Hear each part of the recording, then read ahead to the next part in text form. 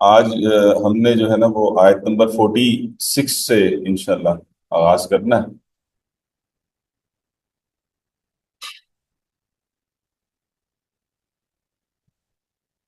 اور پچھلی جو آیت ہے نا میں اس سے تلاوت شروع کر رہا ہوں 45 سے۔ اس میں ایک میں نے حدیث ہم نے کئی دفعہ پہلے بھی پڑھی ہوئی ہے، لیکن بس اس کو آپ نوٹ کر لیجیے گا ادھر بھی، اور اس کے بعد ہم 46 سے انشاءاللہ شروع کر رہے ہیں۔ نحمد و نصلی علی رسول الکریم، اما بعد فاعوذ باللہ من الشیطان الرجیم، بسم اللہ الرحمن الرحیم۔ یا ایھا الذین آمنوا اذا لقیتم فئۃ فاثبتوا واذکروا اللہ کثیرا لعلکم تفلحون، صدق اللہ العظیم۔ رب اشرح لی صدری ویسر لی امری واحلل عقدۃ من لسانی یفقہوا قولی، آمین یا رب العالمین۔ اے وہ لوگوں جو ایمان لائے ہو، جب تمہاری ملاقات ہو، جب تمہارا مقابلہ ہو کسی گروہ سے، فثبتو تو ثابت قدم رہو، جمے رہو، وَاذْكُرُوا اللَّهَ كَثِيرًا لَعَلَّكُمْ تُفْلِحُونَ، اور اللہ کو بہت کثرت سے یاد کرو تاکہ تم فلاح پاؤ۔ یہ ہم کل دیکھ چکے ہیں، اور خاص طور پر غزوہ بدر کے ریفرنس میں اور جنگی اعتبار سے جو اللہ تبارک و تعالیٰ نے یعنی جو قتال فی سبیل اللہ کا میدان ہے، اس اعتبار سے یہ بہت اہم ہدایت ہے جس کو یہاں پر نازل فرمایا ہے۔ تفصیلات ہم کل دیکھ چکے ہیں، بس اس ضمن میں ثابت قدمی کے اعتبار سے جو بات ہوئی ہے، اس ضمن میں یہ حدیث بھی نوٹ کر لیجئے، جس کا ہم کئی دفعہ پہلے بھی ذکر کر چکے ہیں۔ یہ بخاری کی حدیث ہے، اور یہ عبداللہ بن ابی اوفا رضی اللہ تعالیٰ عنہ سے جو ہے وہ روایت ہے کہ رسول اللہ صلی اللہ علیہ وسلم نے ایک جنگ کے موقع پر جو ہے وہ انتظار کیا یہاں تک کہ سورج ڈھل گیا، یہاں تک کہ سورج ڈھل گیا۔ پھر آپ سے سمجھے وہ لوگوں میں کھڑے ہوئے اور یہ خطبہ ارشاد فرمایا، فرمایا اے لوگوں، دشمن سے مٹ پھیر کی تمنا نہ کرو، ٹھیک ہے، اور اللہ سے عافیت کا سوال کرتے رہو، اور جب دشمن سے مقابلہ ہو جائے تو صبر کرو۔ یعنی اب یہاں صبر سے مراد ہے وہ ثابت قدمی جس کا ذکر اس آیت میں بھی آیا، یعنی ڈٹے رہو۔ ظاہر ہے میدان جنگ کے اندر صبر ثابت قدمی، اور جان لو کہ جنت تلواروں کے سائے تلے، ٹھیک ہے۔ یعنی اب اس صورت میں جب جنگ تمہارے اوپر آ گئی ہے تو اب یہ جنت جو ہے وہ یہیں پر ہے، اس سے آگے پیچھے نہیں ہو۔ آج کے دور کے اعتبار سے بھی اس حدیث کے اندر ایک بہت بڑی رہنمائی یہ بھی پائی جاتی ہے کہ اس وقت جو جس وار سینیریو میں ابھی ہم گزرے ہیں یا گزر رہے ہیں کہہ لیجئے، یا اللہ کرے ہم گزر ہی گئے ہوں، لیکن جو بھی صورتحال ہے یہ اس وقت جس سے ہم گزر رہے ہیں، تو آپ دیکھیں نا اس میں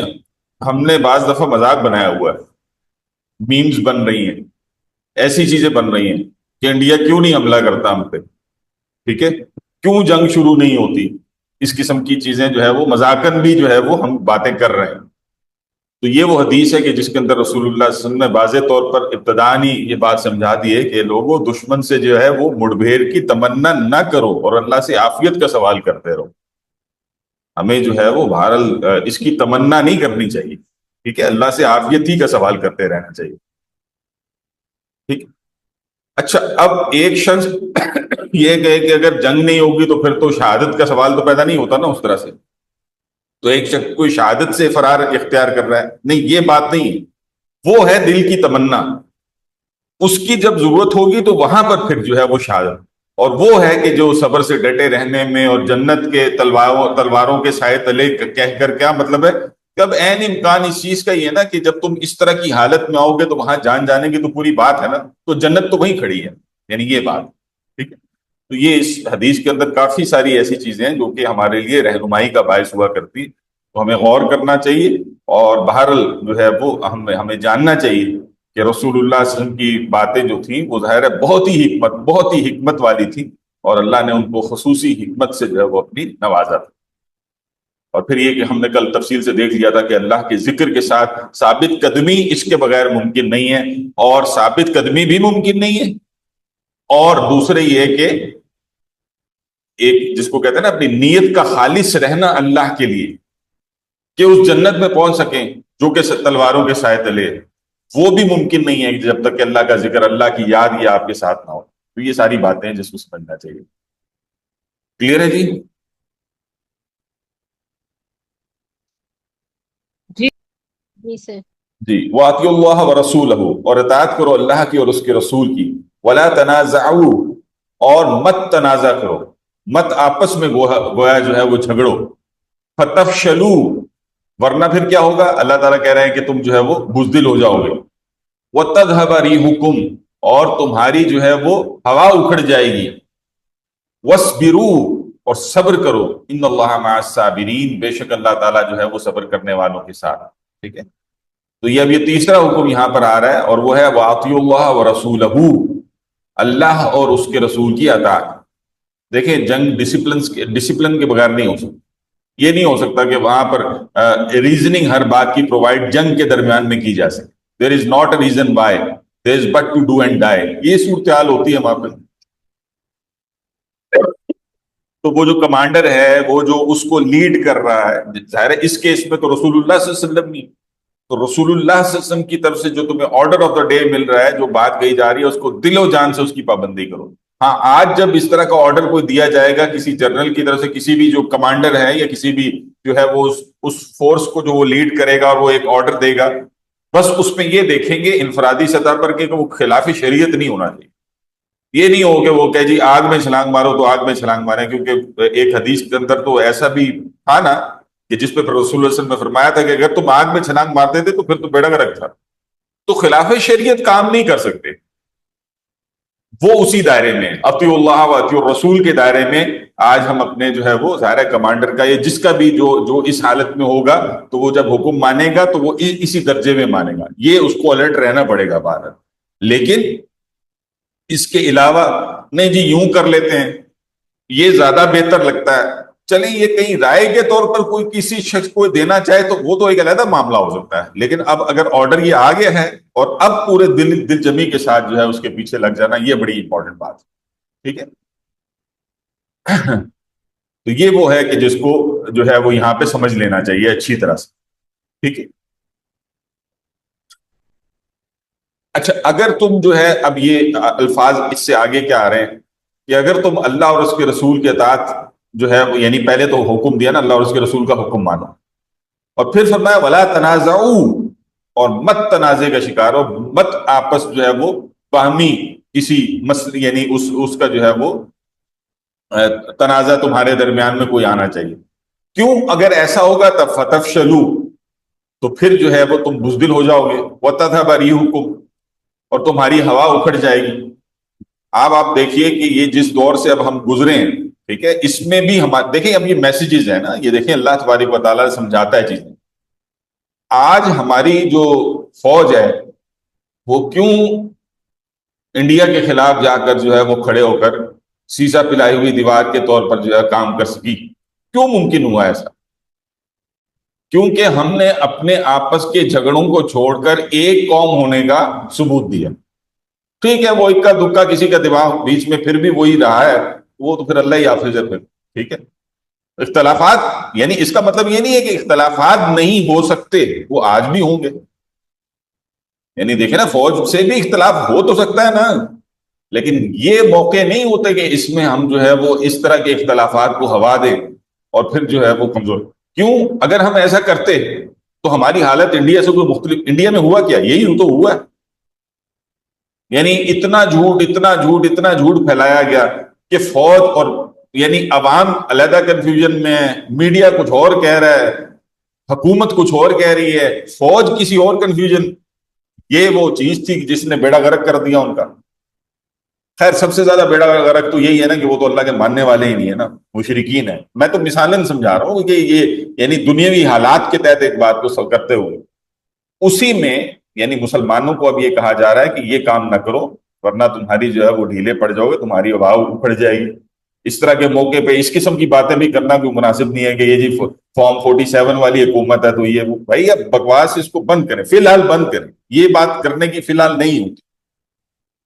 یہ کسی اور وقت کی پہ اٹھا رکھیں اور پھر اس کو قانونی طور پر جو ہے وہ سارے معاملات کو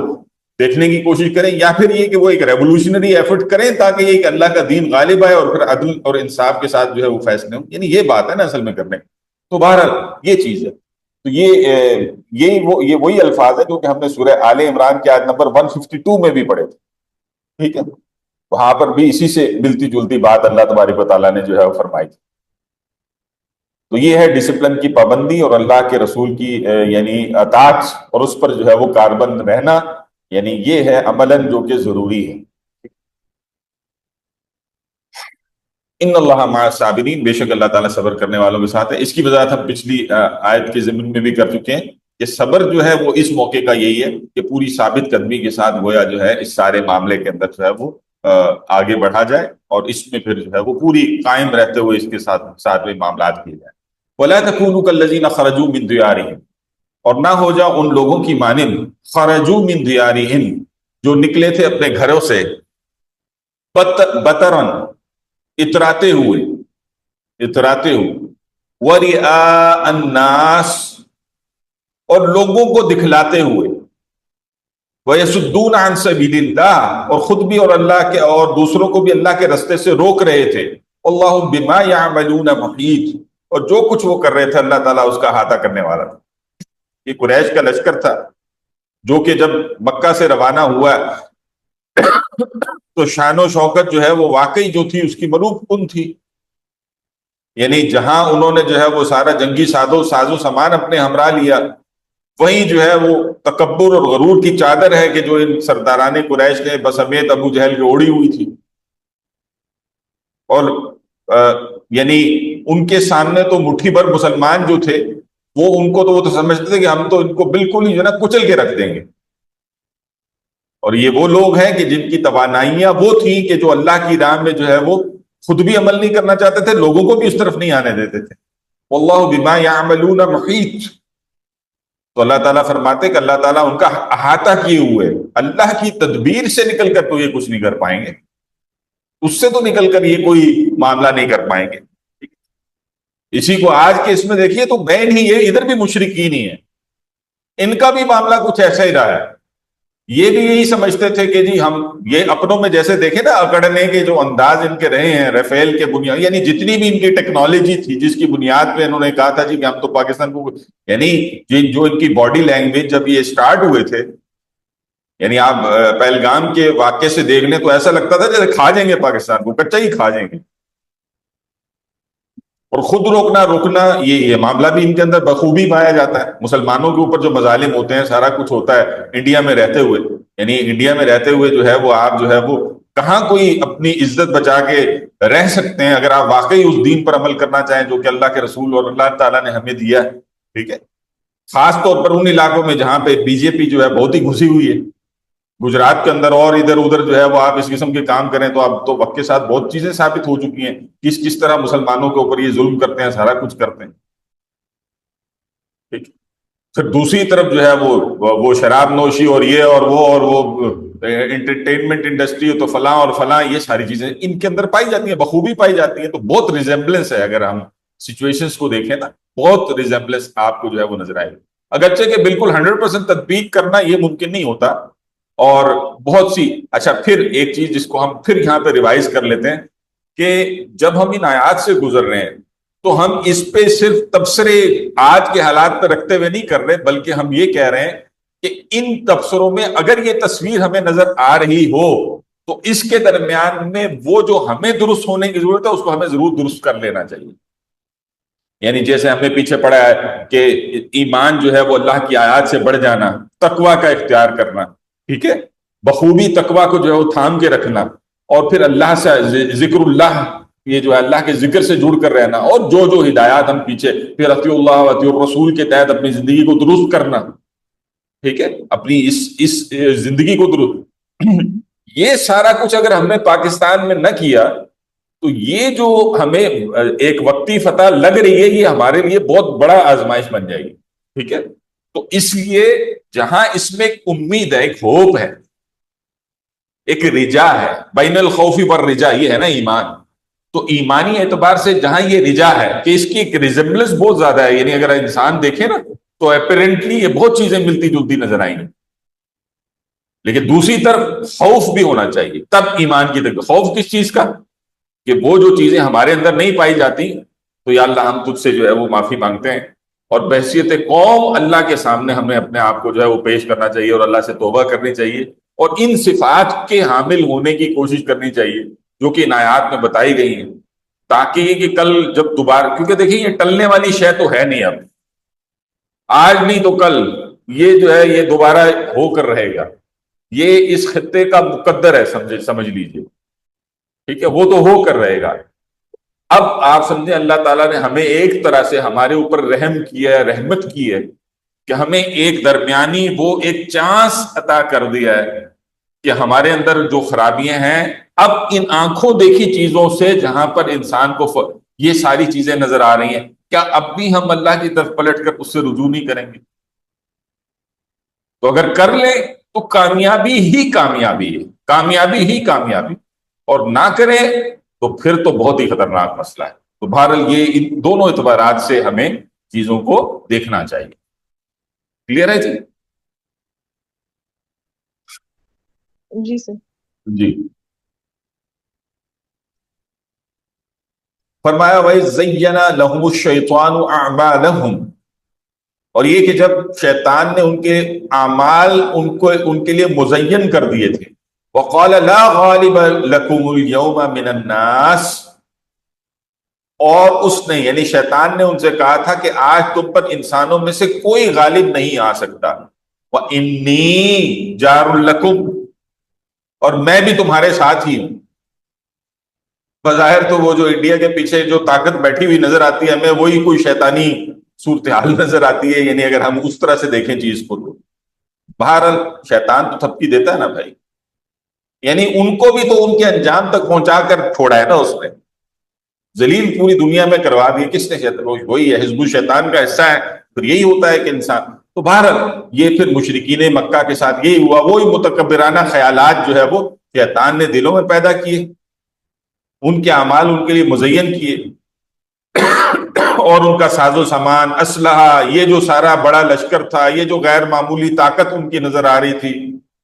اور عرب میں جو ہے وہ ان کا جو یعنی جو ترم خان وہ بنے ہوئے تھے، اس سارے کا جو ہے وہ معاملہ جو ہے وہ پھر یہاں پہ اللہ تعالیٰ نے چکتا کیا ہے۔ شیطان نے جہاں ان کے اعمال ان کو مزین کر کے دکھائے اور پھر یہ ہلاشیری دی کہ تمہیں تو آج تم پر انسانوں سے کوئی غالب نہیں آ سکتا، اور بے شک میں بھی تمہارا ساتھی ہوں۔ فلما تراءت الفئتان، پھر جب دونوں لشکر آمنے سامنے ہوئے، نکس علی عقیبیہ، تو وہ اپنی ایڑیوں کے بل پیچھے پھر گیا، وہ شیطان اس نے آگے صلح کرا دی۔ پچھلے دن کہہ رہا تھا کہ جی انڈیا پاکستان کی جنگ سے ہمارا لینا دینا ہی کچھ نہیں ہے، یہ پچھلے دن کی سٹیٹمنٹ ہے، اور ویری نیکسٹ ڈے کی سٹیٹمنٹ جب پاکستان نے ریسپونڈ کیا پراپر تو پھر سٹیٹمنٹ یہ تھی،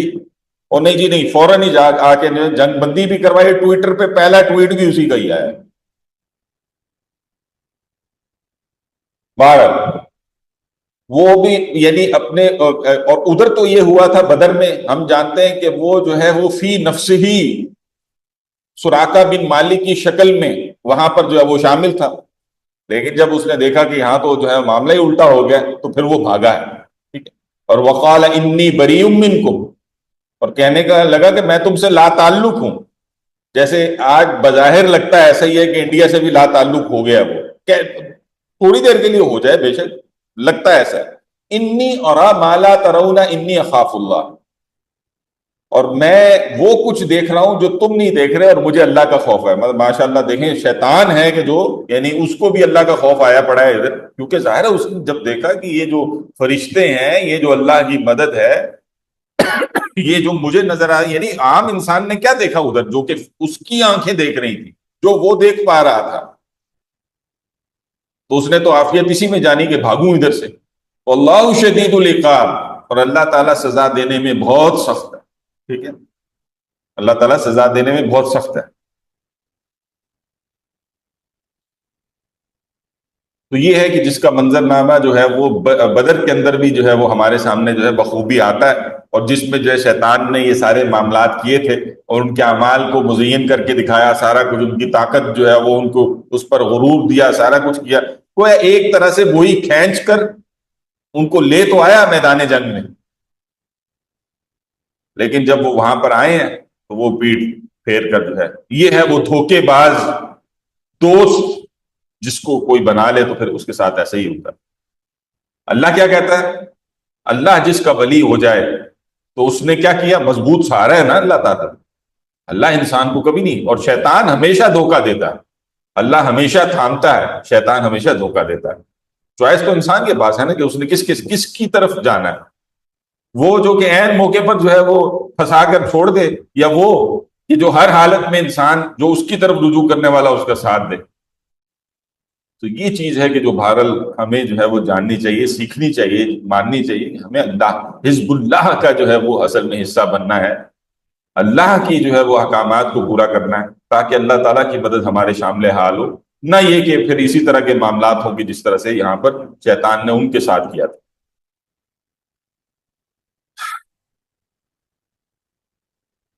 یہ جو الفاظ ہے نا انی اخاف اللہ، اس کے حوالے سے جو ہے وہ یعنی ظاہر ہے یہ اللہ تعالیٰ نے اس کو جو ہے وہ مہلت بھی دی ہوئی ہے نا، بھاگ تو گیا وہ، اور پھر یہ جیسے کہ ہم نے پڑھا ہے کہ قیامت تک اللہ تعالیٰ نے بہرحال اس کو جو ہے وہ انسانیت کے لیے جو ہے وہ بنایا ہے، یعنی ایک آزمائش، اور وہاں تک اللہ تعالیٰ نے اس کو بہرحال ایک مہلت دی ہوئی ہے۔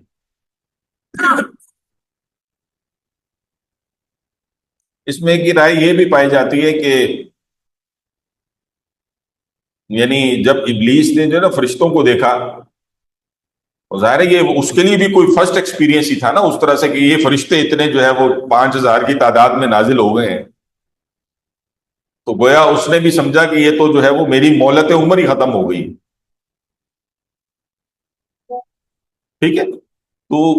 جو بھی یعنی اب اس میں ظاہر سی بات ہے کہ اس میں تفصیلات کچھ اس طرح سے مفسرین نے ایک اندازہ ہے ظاہر ہے جو جس پہ یہ بات ہو سکتی ہے، تو لیکن یہ کہ یہ ہے تفصیل جو کہ ہمیں مفسرین کے ہاں کچھ ملتی ہے اس اعتبار سے۔ اذ یقول المنافقون، اور جب کہہ رہے تھے منافقین، والذین فی قلوبہم مرض، اور وہ لوگ کہ جن کے دلوں میں مرض ہے، جن کے دلوں میں جو ہے وہ روگ ہے، نفاق کا روگ، ٹھیک ہے، غر ہؤلاء دینہم، کہ ان کے دین نے تو بالکل ان کو دھوکے میں ڈال دیا ہے۔ وَمَن يَتَوَكَّلْ عَلَى اللَّهِ فَإِنَّ اللَّهَ عَزِيزٌ حَكِيمٌ، تو جو کوئی بھی جو ہے وہ توکل کرتا ہے اللہ پر، یعنی انہیں کیا یعنی جو ہے وہ اللہ تعالیٰ جو ہے وہ یہ بات فرما رہے کہ انہیں کیا یہ نہیں پتا کہ جو توکل کرتا ہے اللہ پر تو پھر اللہ وہ ہے فَإِنَّ اللَّهَ عَزِيزٌ حَكِيمٌ، جو کہ زبردست ہے اور حکمت والا ہے۔ یعنی ابھی جو ایک نقشہ پیچھے پیش ہوا ہے وہ تو سارا کا سارا قریش مکہ کی طرف اور اس کے لشکر اور سردار، اور پھر جو ہے ان کے متکبرانہ خیالات، اور شیطان کا پھر ان کا پیٹھ کا ٹھونکنا اور ان کا مضبوط کرنا اور کہنا، اور پھر عین موقع پر بھاگ جانا، یہ اس پر سارا تبصرہ پیچھے ہوا، ٹھیک ہے۔ جبکہ یہ جو آیت ہے یہ مدینہ کے حالات پر تبصرہ کر رہی ہے کہ جب رسول اللہ صلی اللہ علیہ وسلم مدینہ سے لشکر لے کر نکلے ہیں تو پیچھے منافقین اب کیا باتیں کر رہے ہیں، یہ اس پر تبصرہ، یعنی یہ جو غر ہؤلاء دینہم، بھائی ان کا تو گویا دماغ ہی خراب ہو گیا، اتنے بڑے جو ہے وہ لشکر قریش سے، اور دیکھو نا کس طرح کے لوگوں سے جا کے انہوں نے ٹکر لے لی ہے۔ ہم تو گویا ان کو یعنی معاذ اللہ ثم معاذ اللہ ثم معاذ اللہ کہ ہم تو ان کو پہلے ہی سفہا سمجھتے تھے، وہ جیسا کہ سورہ بقرہ کے آغاز میں آیا بھی ہے نا، مگر اب تو یہ لگ رہا ہے کہ بالکل ہی جو ہے انہوں نے یہ معاملہ کر لیا، ٹھیک ہے۔ تو یہ وہ چیز ہے کہ جو ایک انسان کے اندر جو ہے یہ روگ نفاق کا ایسا ہوتا ہے کہ جو ایسے موقعوں پر بالکل امڑ کر سامنے آ جاتا ہے، ٹھیک ہے، کہ انسان کہاں کھڑا ہے۔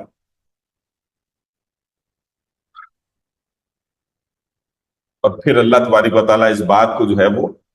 واضح کرتے ہیں اس چیز پہ کہ وَمَن يَتَوَكَّلْ عَلَى اللَّهِ، اصل بات یہ ہے کہ جو اللہ پر بھروسہ کرتا ہے تو فَإِنَّ اللَّهَ عَزِيزٌ حَكِيمٌ، تو غالب تو اللہ ہی آتا ہے نا، غالب اور حکمت والا وہ تو اللہ ہی ہے نا، جس کا بھروسہ بھی پھر اس غالب اور حکمت والے پر ہوگا تو یقیناً اللہ تعالیٰ اس کا دل بھی مضبوط کرے گا۔ اور کفار کی عظیم الشان لشکر ہی کیوں نہ ہو، آپ دیکھیں کہ انسان پرعزم ہوتا ہے، تبھی تو ایک انسان وہ جس کو کہتا ہے نا دیدہ دلیری سے لڑتا ہے نا، پھر اس کو جو ہے وہ کسی قسم کی جو ہے وہ پریشانی یہ نہیں ہوتی کہ میں یہاں مر جاؤں گا، اس کی اصل زندگی کچھ اور ہے، اس کے لیے پھر وہ ایفرٹ کر رہا ہوتا ہے۔ وَلَوْ تَرَىٰ إِذَا يَتَوَفَّى الَّذِينَ كَفَرُوا، اور کاش یہ کہ تم دیکھ سکتے کہ جب قبض کرتے ہیں فرشتے ان کی جانوں کو،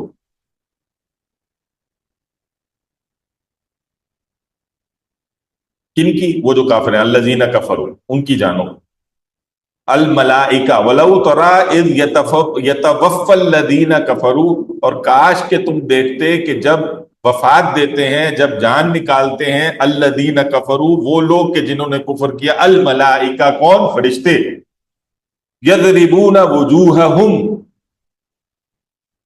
تو ضربے لگاتے ہوئے ان کے چہروں پر، وادبارہم، اور ان کی پیٹھوں پر، وذوقوا عذاب الحریق، اور کہتے ہیں کہ اب چکھو جلنے کا عذاب. ٹھیک ہے، یعنی کفار کی زندگی کے جو بعض احوال جیسے پیچھے بیان ہوئے ہیں، اب موت کی حالت ہے جس کا بیان یہاں پر آ رہا ہے. ٹھیک ہے، بعض مفسرین نے اس کے بدر کی کفار کا حال جو ہے اس کو قرار دیا ہے، لیکن یہ کہ عام حالتوں میں بھی ظاہر ہے یہ ایک پورا مفہوم رکھتی ہے یا آیت. ٹھیک ہے، یعنی ہر کافر کے مرنے کے وقت کا حال بھی جو ہے یہ آیت گویا بیان کر رہی ہے. تو دونوں یعنی تعبیل خاص کے اعتبار سے بات کریں گے تو ظاہر ہے پھر وہ تو بدر کی کفار کی بات ہے، لیکن تعبیل عام کے حوالے سے بات کریں گے تو ہر کافر کی جو ہے وہ معاملہ یہی ہے کہ جب وہ مرتا ہے تو پھر جو ہے اس کو چہروں اور پشتوں پر جو ہے فرشتوں کی طرف سے گویا جو ہے روح قبض کرتے ہوئے مارتے ہیں. ٹھیک ہے، اور جھڑکتے ہیں اور سختی گویا کرتے ہیں.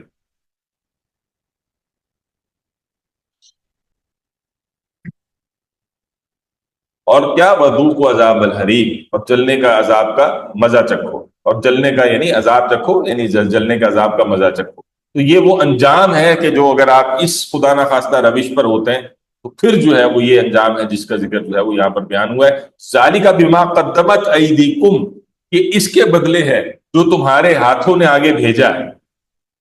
ٹھیک ہے، یہ سارا کچھ جو ہوا ہے کفار کے ساتھ، یہ جو عذاب حریق ہے اور یہ جو تمہیں جو ہے فرشتوں کی جو مار پڑ رہی ہے، یہ اس لیے ہے، سب کچھ اس لیے، اور دنیا میں بھی ذلت اور آخرت میں بھی رسوائی ہے اس لیے کہ ذالک بما قدمت ایدیکم، یہ وہ کچھ ہے جو تمہارے اپنے ہاتھوں نے آگے کدھر؟ یعنی مرنے کے بعد اب جو اصل زندگی کے لیے جو بھیجا ہے. وَأَنَّ اللَّهَ لَيْسَ بِظَلَّامٍ لِّلْعَبِيدِ، اور اللہ تو ہرگز اپنے بندوں کے حق میں ظالم نہیں ہے. اللہ تو ظلم کرنے والا نہیں ہے اپنے بندوں پر. ٹھیک ہے، یعنی یہ عذاب عین عدل ہے. ان کے ضمن میں دیکھیں تو خصوصی طور پر اب آپ یہ دیکھیں یہ خاص طور پر سمجھنے کی بات، کیوں عدل ہے ان کے ضمن میں؟ دیکھیں یہ وہ تھے کہ جن کو سمجھانے کے لیے اللہ تعالیٰ کے ایک آخری رسول ان کے درمیان میں موجود ہے. کتابیں ہیں جو کہ اللہ نے ان کے اوپر نازل فرمائی، یا یوں کہہ لیجئے جیسے رسول اللہ صلی اللہ علیہ وسلم ان پر آئے تو وہ تو پھر ظاہر ہے اگر ہم ان کی بات کر رہے ہیں تو یہاں تو وہ قرآن ہے کہ جو اللہ تعالیٰ نے نازل فرمایا، تو ظاہر ہے قرآن جو ہے وہ تو سبھی کے لیے تھا نا، مشرکین کے لیے بھی تھا، اہل ایمان کے لیے. مشرکین کے سامنے بھی تو پیش ہو رہا تھا نا کہ ایمان لائیں، مگر یہ تم نے ظلم کیا کہ ایک بھی نہیں مانی. اللہ کے رسول کو تم نے کہا سچے ہیں، تم نے کہا امین ہے، امانت کا حق انہوں نے ادا کیا کہ انہوں نے بلا کم و کاسٹ تم تک وہ جو ہے وہ دعوت، وہ وحی وہ منتقل کی، اور پھر سچے ہونے کی حیثیت میں تمہیں بتایا کہ دیکھو میں اللہ کا رسول ہوں، میں اپنے سے گھڑ کر تمہارے سامنے یہ دعوت یہ بات نہیں پیش کر رہا، یہ وہ اللہ ہے جس کا یہ کلام ہے جو میں تم تک لے کر آیا ہوں، لیکن تم نے ایک نہ مانی. یہ جو ظلام ہے نا، ظلام یہ مبالغے کا صیغہ ہے، یعنی بہت ظلم کرنے والا. یعنی اللہ تعالیٰ جو ہے وہ بظلام للعبید، اللہ تعالیٰ بندوں پر یعنی بہت ظلم یعنی کرنے والا، یعنی مبالغہ ہوا اس میں، یعنی کچھ بھی ظلم کرنے والا نہیں، کیونکہ نفی آئی ہے نا، لیسا بظلام، یعنی اللہ تعالیٰ کچھ بھی انسانوں پر ظلم کرنے والا نہیں ہے. یعنی یہ وہی بات ہے، ذرہ برابر بھی گویا اللہ تعالیٰ بندوں پر ظلم کرنے والا نہیں. ایک حدیث ہے صحیح مسلم کی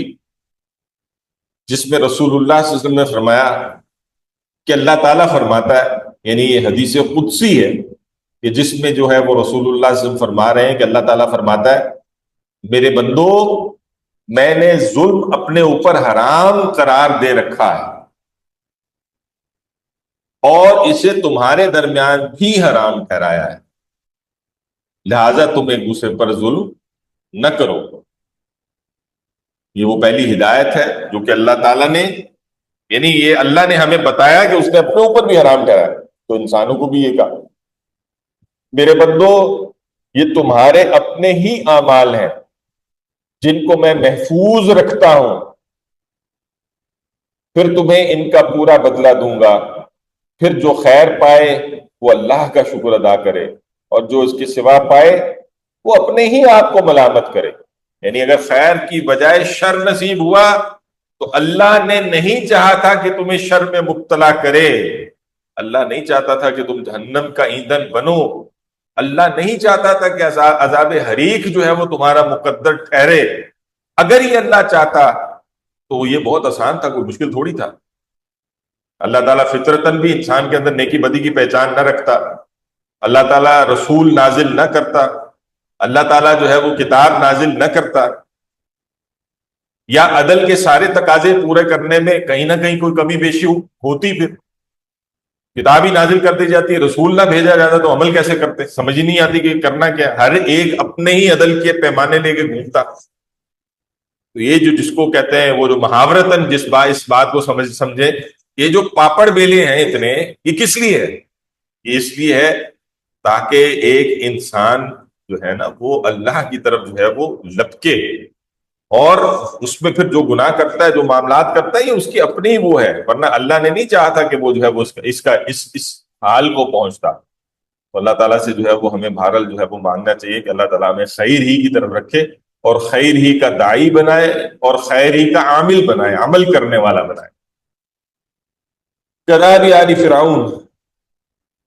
گویا ان کے ساتھ وہی معاملہ ہوا جیسے کہ معاملہ ہوا آل فرعون کا، والذین من قبلہم، اور ان لوگوں کا جو ان سے پہلے تھے، کفروا بآیات اللہ، کہ انہوں نے اللہ کی آیات کا کفر کیا، فاخذہم اللہ بذنوبہم، تو پکڑ لیا اللہ تعالیٰ نے، پکڑ لیا اللہ تعالیٰ نے ان کفار کو، بآیات اللہ، کفروا بآیات اللہ فاخذہم اللہ بذنوبہم، تو کہا کہ انہوں نے اللہ کی آیات کا کفر کیا، اللہ کی آیات کا کفر کیا، اور جب یہ کیا فاخذہم اللہ بذنوبہم، تو اللہ نے ان کو پکڑ لیا ان کے گناہوں کی پاداش میں۔ ان اللہ قوی شدید العقاب، بے شک اللہ تعالیٰ جو ہے وہ قوی بھی ہے، یعنی قوت والا ہے، اور شدید العقاب، اور سخت عذاب دینے والا ہے۔ یہ جو کداب آل فرعون والذین من قبلہم کا تو معنی یہی ہے نا کہ آل فرعون، اور پھر ان سے قبل کی وہ جو قومیں ہیں، قوم شعیب ہے، قوم لوط ہے، قوم سمود ہے، قوم عاد ہے، قوم نوح ہے، ان سب کے انجام کو ہم پچھلی صورت میں پڑھ کر آ چکے ہیں، سورہ اعراف میں۔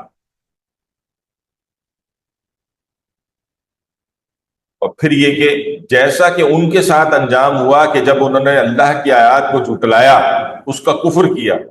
تو اللہ نے جیسے ان کو پکڑ لیا، تو اب تمہیں بھی سنایا جا رہا ہے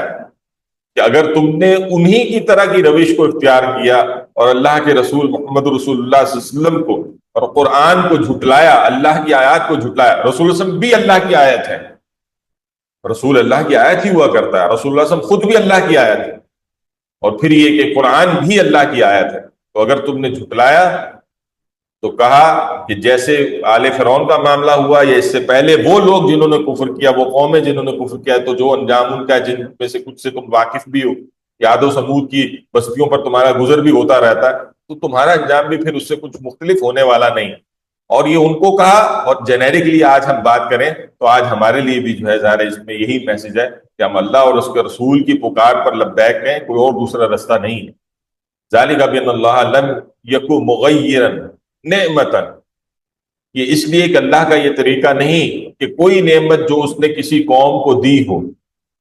اس میں تغیر کرے، حتی یغیروا ما بانفسہم، جب تک کہ وہ قوم اپنی اندرونی کیفیت کو متغیر نہ کر لے، بدل نہ لے۔ یہ وہی چیز ہے جو کہ ایک شعر کے اندر ہمارے ہاں جس کو بیان کیا گیا ہے، وہ کیا کہ خدا نے آج تک اس قوم کی حالت نہیں بدلی، نہ ہو جس کو خیال خود اپنی حالت کے بدلنے کا۔ تو اللہ تعالیٰ کی سنت یہی ہے، یعنی اللہ تعالیٰ جو ہے وہ کسی قوم کی حالت کو نہیں بدلتا جب تک کہ وہ خود جو ہے اس کے لیے فکر نہیں کرتا۔ آپ ہدایت کے طالب ہیں، اللہ تعالیٰ آپ کو ہدایت دے گا، لیکن یہ کوئی خود بخود ہو جائے یہ نہیں کرتا اللہ تعالیٰ۔ آپ گناہوں کو نہیں چھوڑنا چاہ رہے تو اللہ نے بھی آپ کو ڈھیل دی ہوئی ہے کہ گناہوں پہ چلتے رہیں، ٹھیک ہے؟ اس سے بچیں گے تو اللہ کی بھی اللہ تعالیٰ بھی آپ کو تھام لے گا۔ تو اللہ تعالیٰ کا یہ سنت ہے، طریقہ ہے۔ یہ طریقہ نہیں ہے کہ انسان کو جو نعمت اس نے کسی قوم کو دی ہو تو اس میں وہ تغیر جو ہے وہ کرے، جب تک کہ وہ نہیں کرے تو اللہ تعالیٰ بھی نہیں کرنے والا۔ وَأَنَّ اللَّهَ سَمِيعٌ عَلِيمٌ، اور یہ کہ اللہ سب کچھ سننے والا ہے، جاننے والا ہے، ٹھیک ہے؟ دیکھیے اللہ تعالیٰ نے ہر قوم کی طرف اپنا پیغمبر جو ہے وہ مبعوث کیا، جس نے آ کر جو ہے وہ اللہ کی توحید، اس کے احکام، یہ ساری چیزیں تھیں جس کی اس نے اپنے قوم کو دعوت دی۔ اب یہ کہ جب پیغمبر کی دعوت آئی تو جنہوں نے لبیک کہا تو اللہ تعالیٰ نے ان کو اپنی نعمتوں سے نوازا، ان پر اپنے انعامات اور احسانات کی بارشیں کی۔ پھر ہوا یہ کہ اپنے پیغمبر کے بعد کہ وہ جب گئے دنیا سے، یا وہ جو معاملات آگے بڑھے، تو یہی وہ لوگ تھے جنہوں نے آہستہ آہستہ کفر و ضلالت کی روش اختیار کی۔ یعنی یہ دیکھیں نا، جنرلی ہوا یہی ہے نا، ایک رسول ایک نبی کے بعد دوسرا رسول دوسرا نبی آیا کیوں، ضرورت کیوں پڑی؟ کیونکہ ہوا یہ کہ وہ ایک وقت میں اس قوم کے بے شک چند ہی لوگ تھے جو کہ ایمان لے آئے اور وہ صحیح روش اختیار کی، لیکن جیسے جیسے انسانیت آگے بڑھی تو پھر وہ جو ہے وہ ڈائیورٹ ہوئی، پھر کفر و ضلالت کی روش اختیار کی، اور توحید کی گویا جو ہے شعراء چھوڑ کر جو ہے وہ شرکی بد گلیوں کے اندر گھسی جا کے۔ تو اللہ تعالیٰ نے پھر جو ہے وہ ان کے اندر جو ہے وہ گویا اپنے رسولوں کو بھیجا، پھر جو ہے وہ اللہ نے جو ہے وہ یعنی قوم تباہ کی گئی، یا وہ جنہوں نے قبول کیا ان کی جو ہے وہ ان کو اللہ تعالیٰ نے اپنے انعامات سے نوازا۔ تو یہ تو ایک انسانیت پوری ہسٹری ہے جو کہ ہمارے سامنے ہے۔ یعنی جہاں حضرت نوح علیہ السلام جو تھے وہ کشتی پر سوار ہوئے تو مومنین کی جو ہے وہ یعنی ایک چھوٹی سی جماعت جو ان کے ساتھ تھی، اسی سے ایک قوم جو ہے وہ وجود میں آ گئی۔ سر وہ آیت جب نمبر بتا۔ جی آیت نمبر 53 اب یہی قوم 53 جب 53 اب یہی قوم جو ہے وہ جب جو ہے وہ یعنی آپ سمجھیں کہ بڑھی ہے، جس کو جو کشتی سے اب نکل کر آگے بڑھ گئی نا، یعنی اب اس انجام سے آگے نکل گئے، تو ایک وقت میں انہی پر حضرت ہود علیہ السلام آئے۔ اب ہود علیہ السلام پر ایمان لانے والی کی نسل جو تھی، اس نے جو ہے وہ ایک قوم نے جو ہے وہ جنم لیا۔ اب جب وہ گمراہ ہو گئے تو پھر حضرت صالح علیہ السلام آ گئے، وہ مبعوث ہو گئے، گویا اسی طرح ایک اور قوم وجود میں آ گئی۔ مگر یہ کہ اللہ تعالیٰ نے کسی قوم سے اپنی نعمت اس وقت تک سلب نہیں کی، اس وقت تک ان پر عذاب نہیں آیا جب تک کہ خود انہوں نے ہدایت کی راہ۔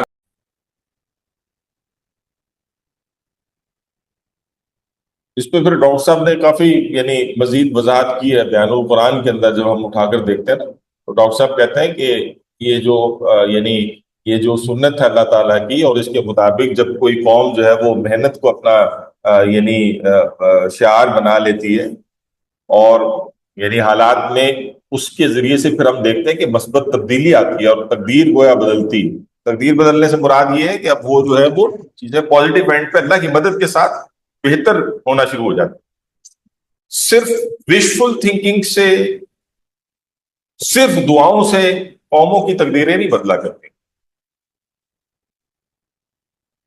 اور قوم چونکہ افراد ہی کا مجموعہ ہوا کرتی ہے، لہذا تبدیلی کا آغاز ہمیشہ افراد ہی سے ہوتا ہے۔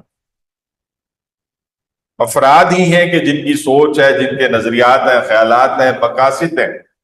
دلچسپیاں ہیں، امنگیں ہیں، یہ بدلتی ہیں۔ جب ایسے آپ کہہ لیجئے کہ پاک باطن لوگوں کی تعداد بڑھتی چلی جاتی ہے،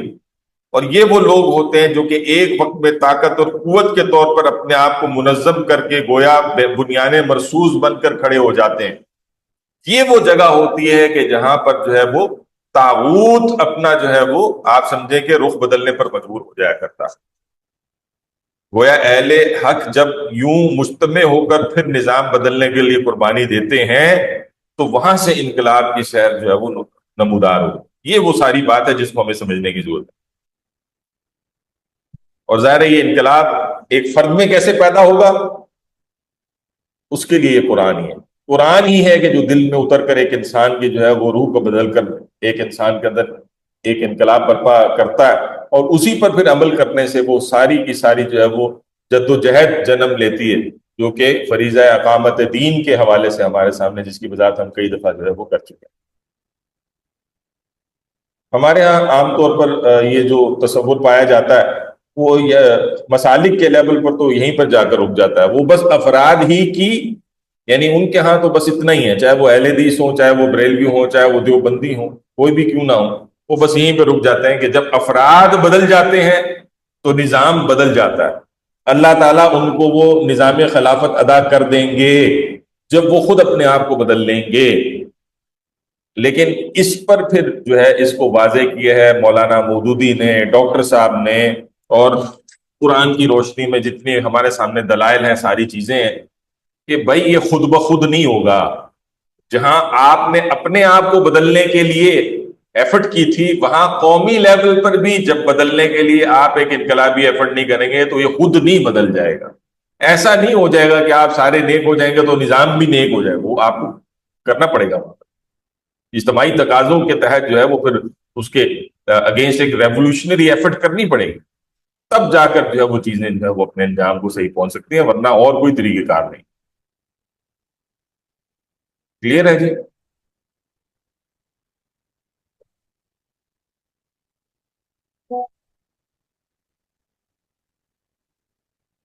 جی سر۔ جی، تو بس یہیں تک رک رہے ہیں، سوال کوئی ہے تو